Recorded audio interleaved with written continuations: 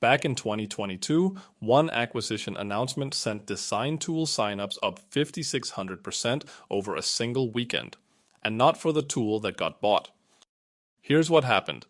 Adobe announced it was buying Figma for $20 billion, and a lot of designers had picked Figma precisely because it wasn't Adobe, so they went looking for an exit, and many of them landed on Penpot, the open source design tool you can run on your own servers. The rush was immediate. Self-hosted installs grew 400% that weekend, and the team raised $8 million almost overnight. Today, the repo sits above 49,000 stars. It ships under the MPL 2.0 license, and it's even certified as a digital public good. But the reason it still matters in 2026 has almost nothing to do with that Adobe drama. Enjoying this so far?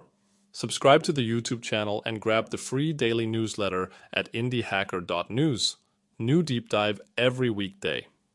Let's actually look at the project, because the README tells you who it's really for. Right at the top, you've got a badge most design tools never earn, a verified digital public good, sitting next to a live community forum. Scroll down, and the first thing they show you isn't a marketing reel, it's the canvas itself, a real vector editor running in the browser. Keep going and the pitch sharpens. Penpot keeps hammering one idea, that your design and your code should be the same thing, written in open standards a developer can read directly. Then you hit the design system section, where tokens, components, and variants get treated as a single source of truth instead of a sticker sheet. Keep scrolling past the plugin hub and the self-hosting guide, and by the bottom it's pretty clear this is built for teams who want to own the whole stack, not rent a seat. So where does this actually sit in the market?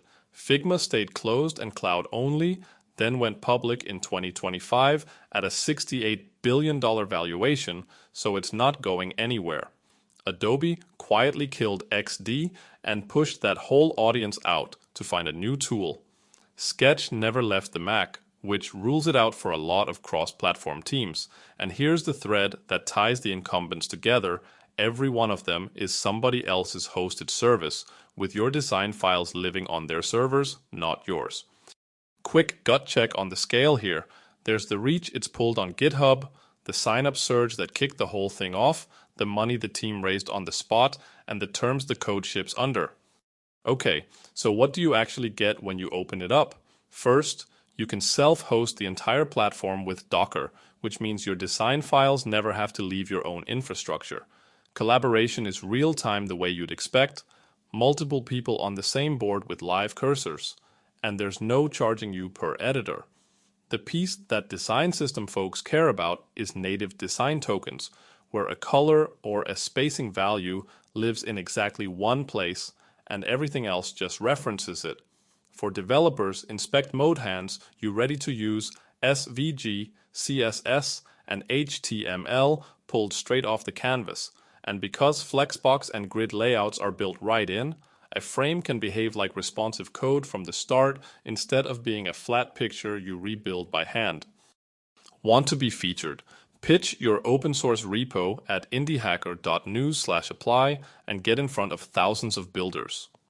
Now the half that's actually new, and this is where it stops being a Figma clone. Penpot just shipped an MCP server, which means an AI agent can read and edit your real designs as structured data instead of guessing from a screenshot.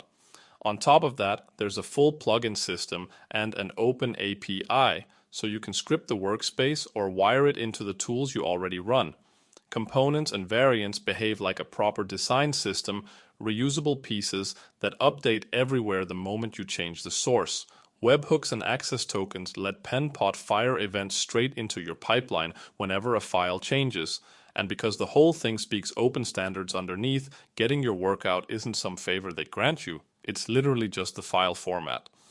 Let's pop the hood, because the engineering here is genuinely interesting. The whole platform is written in Clojure and Clojure script, which is an unusual but very deliberate pick for something this interactive. The big project right now is replacing the old browser renderer with a new engine written in Rust and WebAssembly.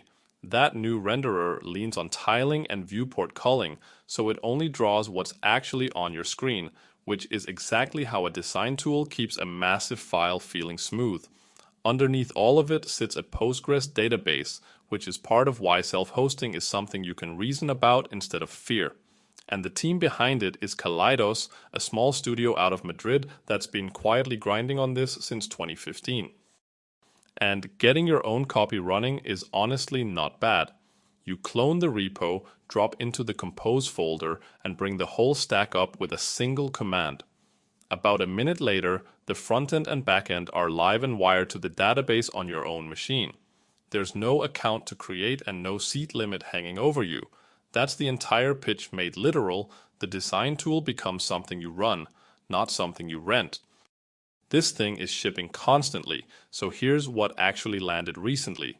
Version 2.15 is the release that turned the MCP server into a real supported integration rather than an experiment. Alongside it, a new chunked upload API finally killed the old size limit, so big media and binary files just work now.